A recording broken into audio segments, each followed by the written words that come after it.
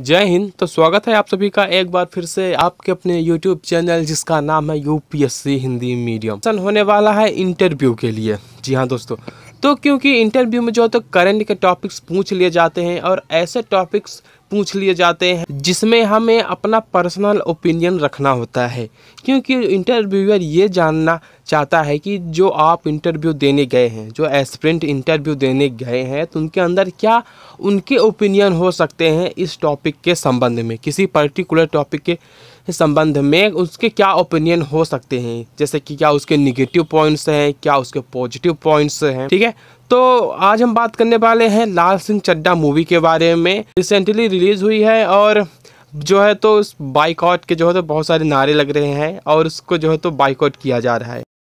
तो ऐसा इस मूवी में क्या है जो इसका जो तो ढेर सारे बॉयकॉट्स किए जा रहे हैं। अब इसके बारे में तो आप सभी लोग जानते ही होंगे, इनमें से बहुत लोगों ने मूवी भी देखी होगी और कुछ लोग जो है तो सोशल मीडिया और अन्य चीज़ों के चलते मूवी भी देखने ना गए होंगे। तो पहली बात मैं ये कह देता हूँ कि किसी चीज़ को जज करने से पहले उसको अच्छे से समझ लो, उसको अच्छे से जान लो, आखिर ये क्या बताना चाहता है, क्या नहीं बताना चाहता है ना। तो अगर आप लोगों मूवी को बॉयकॉट करना चाहते हो सिर्फ सोशल मीडिया या फिर कुछ लोगों के कहने पर, तो ये जो है तो क्या आपके पास राइट्स नहीं है क्या? आप खुद उसको जज करो, खुद उसको देखो, फिर अगर आप उसको बॉयकॉट करना चाहते हो तो बॉयकॉट करो, अगर एक्सेप्ट करना चाहते हो तो एक्सेप्ट करो। तो आपको किसी के कहने या सुनने से आपको कोई फ़र्क नहीं पड़ना चाहिए, ये आपका डिजिटल राइट है। और ना ही अगर मेरे कह देने से अगर कोई मूवी बॉयकॉट करने लायक है तो उसे बॉयकॉट करनी चाहिए, या फिर किसी बॉयकॉट करने नहीं लायक है तो उसे बॉयकॉट नहीं करना चाहिए। इसमें जो तो मेरा भी कोई ओपिनियन नहीं है, ना ही किसी दूसरे यूट्यूबर का होना चाहिए।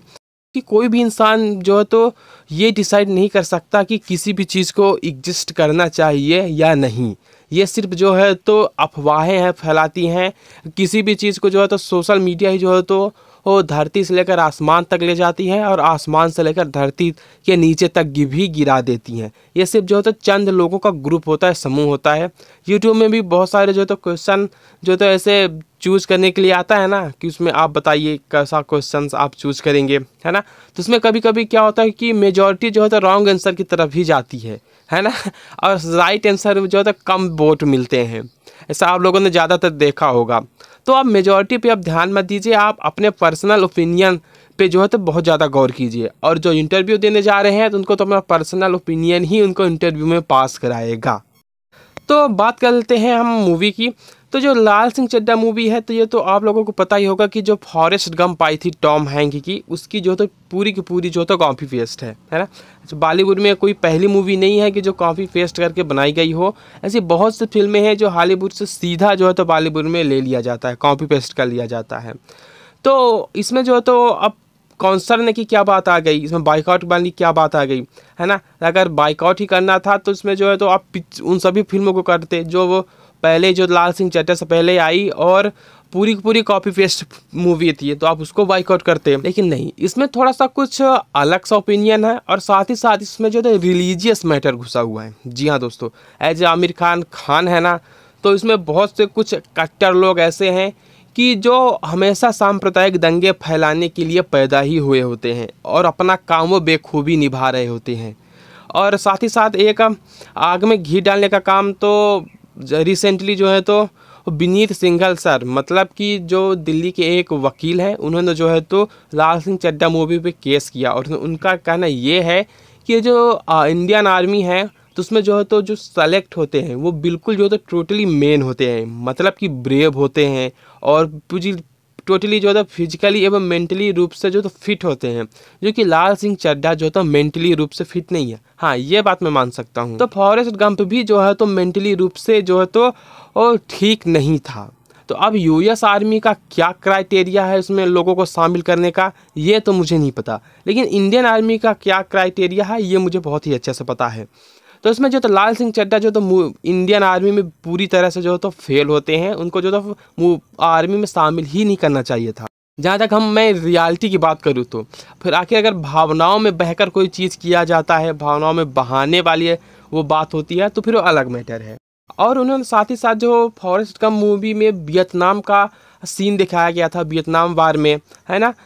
अंकल हो ची मिन जो वियतनाम के जो प्रमुख लीडर थे उस टाइम के, और उन्हीं के नेतृत्व में जो है तो अमेरिका मतलब वियतनाम ने जो है तो जंग जीता था, है ना, अंकल हो ची मिन।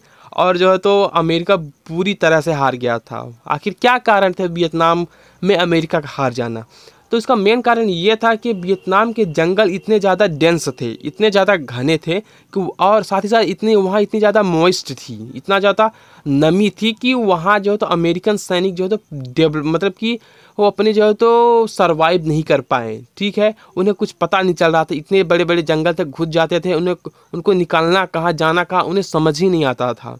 ठीक है, ये जो है तो उनकी बहुत बड़ी कमजोरी थी, और उसी का फ़ायदा उठाकर जो है तो वियतनाम ने वार जीता।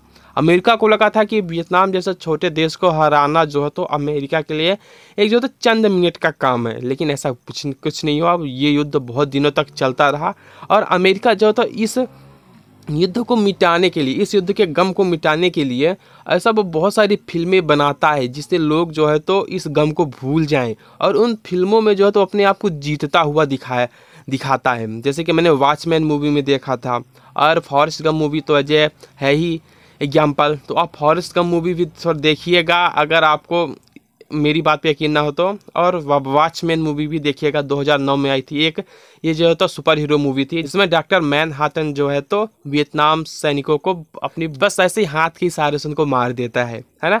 बस ये थोड़ा सा बैकग्राउंड था, तो मैं वहाँ कहाँ चला गया, मैं आपको वीडियो के ले चलता हूँ।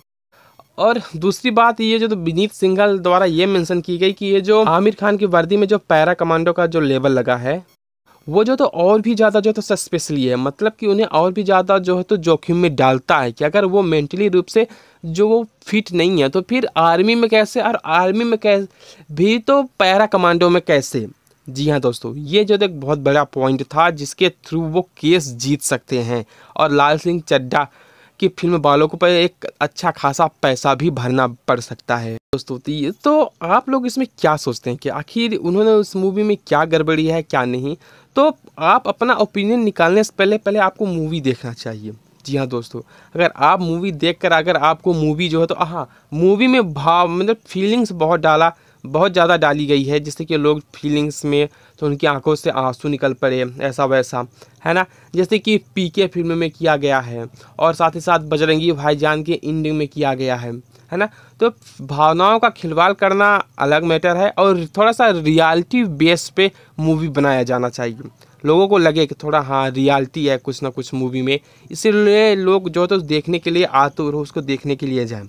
अब इस तरह थोड़ा सा उनको एक्सपेरिमेंट भी करना चाहिए कि भाई अब ये जो मेंटली है तो उसको आर्मी में नहीं भेजना चाहिए, है ना। अगर उसको आर्मी में भेजना चाहते थे डायरेक्टर्स तो उसको और इस फिल्म को थोड़ा और पीछे से बनाते, मतलब 1947 का जो पार्टीशन हुआ था उसमें बहुत सारे लोग मारे गए थे, तो वहाँ से इसको कहानी को जो तो रिलेट कर देना चाहिए था, है ना। यहाँ से भी एक अच्छी शुरुआत हो सकती थी मूवी की, लेकिन उन्होंने कारगिल वार की जो है तो सहारा लिया, और कारगिल वार में जो है तो हम इंडियंस बहुत वीरता के साथ जीते थे, हमारे सैनिक जो है तो अपनी जान की बाजी खेलकर हमें जीत दिलाई, और उस युद्ध का जो है तो मजाक बनाना ये थोड़ा सा कहीं जो है तो भारतीय जनता और पूरे देशवासियों के मन में थोड़ा सा जो है तो प्रभाव जरूर डालता है। तो अभी एक छोटा सा वीडियो था, इसमें जो तो मेरे क्या ओपिनियंस थे ये मैंने आपको बताया, और आपको क्या लगता है इस मूवी के बारे में आप मुझे कमेंट करके ज़रूर बताइएगा।